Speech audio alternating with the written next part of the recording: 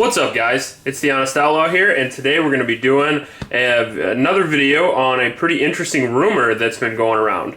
Hard to say if it's absolutely true. If you guys know that it's true for sure, please comment below and maybe help me out, let me know. But I want to talk about the Army Rangers switching to the Glock 19. If they did, why they did, and some of the reasons behind it is kind of what I want to discuss here today. First off, there's already been a couple of other special operations groups like the MARSOC Marines and the Navy SEALs that have already adopted the Glock 19 over pistols like the 1911, and I know this is a CZ, but I don't have a Beretta 92, and since this CZ is very similar in a function, it's double action, single action, it has a safety or decocker, depending on what you want to put on it, although the Beretta has a safety or decocker on the slide, which we will talk about. It's similar in weight and size. So I'll kind of use it to compare between the Glock 19 and the 1911 to show you the pros and cons. So the Glock 19, if you were a special operations guy, why would you choose this over a more capable pistol, some would say, the 1911 and let's say 45, or the Beretta 9mm, which is a bigger framed, steel framed firearm that shoots the same caliber 9mm? Well, I think the first reason why you would choose it is you really have to consider what wins wars, right? Is it handguns?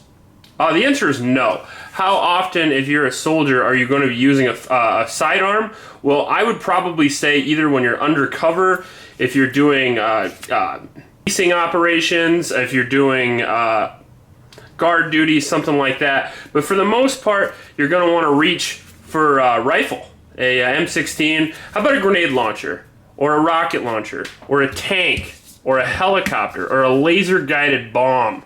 Okay? Those are things that the military has in their disposal. They don't think of their munitions the same way that we do.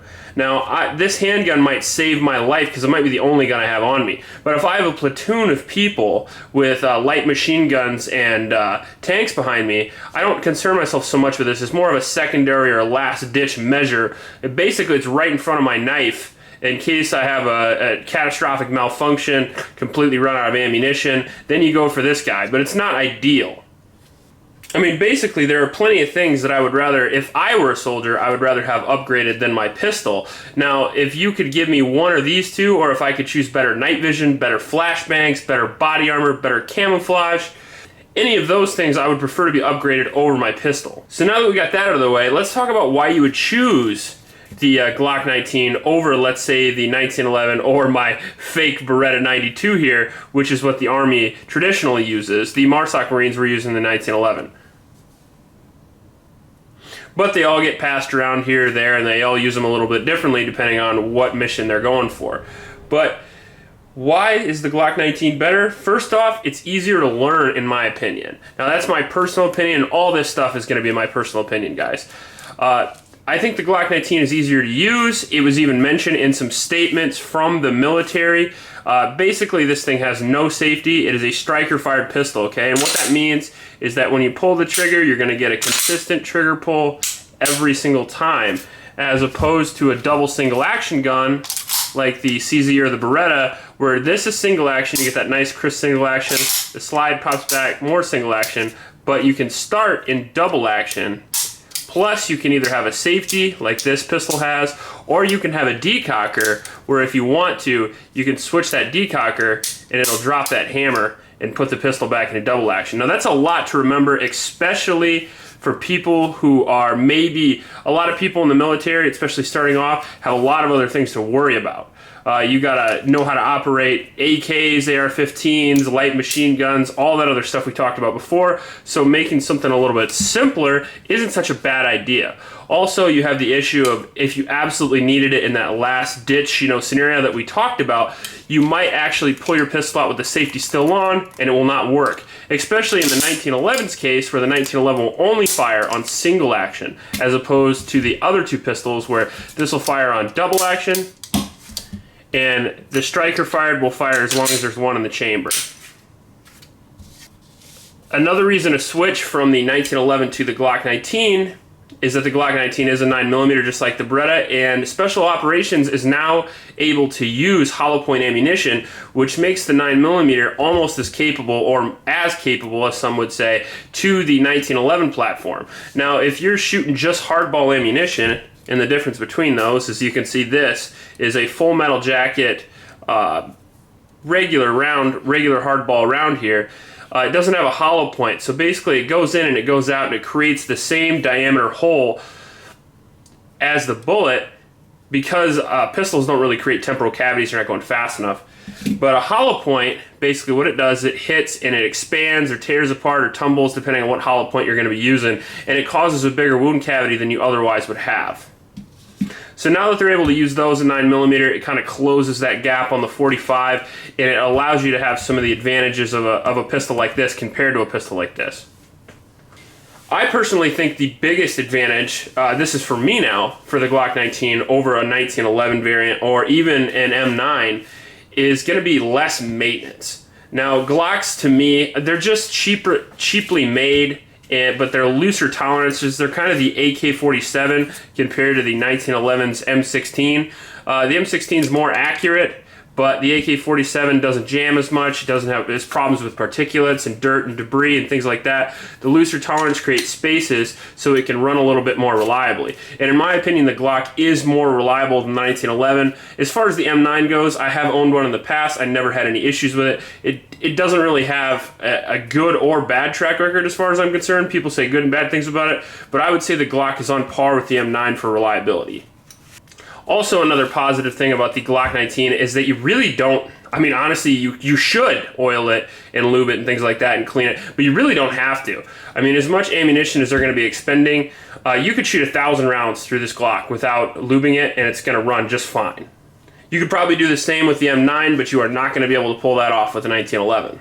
Another big positive that goes along with the fact that pistols aren't quite as important as most people pan them out to be is that they're lighter. So if you're not going to use it that much, would you really want a gun that weighs over 2 pounds, or do you want something about half the weight here? The Glock 19 is significantly lighter than the 1911 and the M9. This Glock 19 right here is running right around 21 ounces. I'm pretty sure this 1911 is about 42 ounces, so that's about half the weight.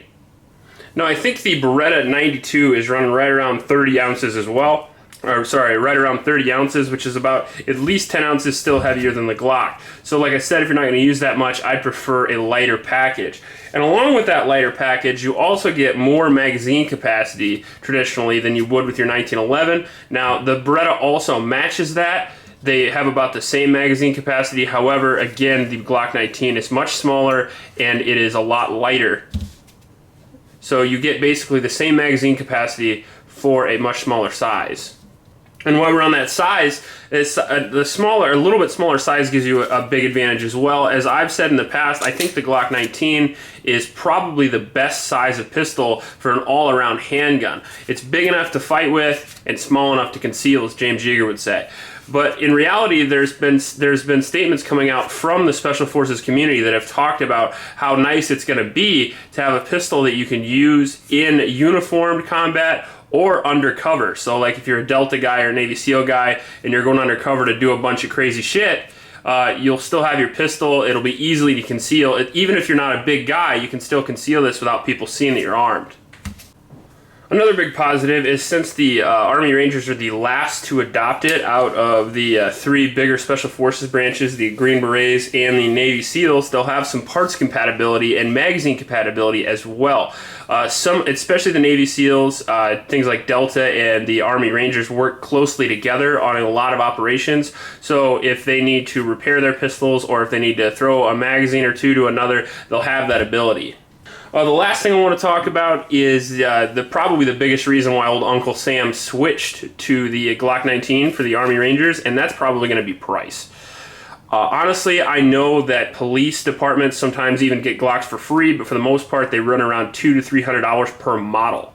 So if they're paying that price, the military's probably not going to pay that much more. Now, that's a guess, but it's going to be significantly cheaper than the contract that they had with Beretta, and especially the 1911, the MARSOC Marines especially, pay a lot more for these for the Colt 1911 than you would for the Glock 19. So it's going to save the military a good amount of money in the future by going to the Glock now, and I think that's one of the best reasons to switch, honestly, especially when we talked about how much of an importance that's really going to make in war fighting. I don't think it's going to be that much if you can save a little bit of money there and still have in my opinion, they're better in different areas, but overall, the Glock is as good, if not a little bit better than these two pistols in most of the important categories. So if you like the video, please like and subscribe. If I forgot something, please let me know. If you have a different opinion, please be nice about it.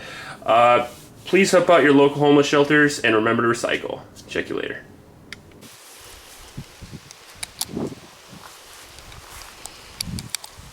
What?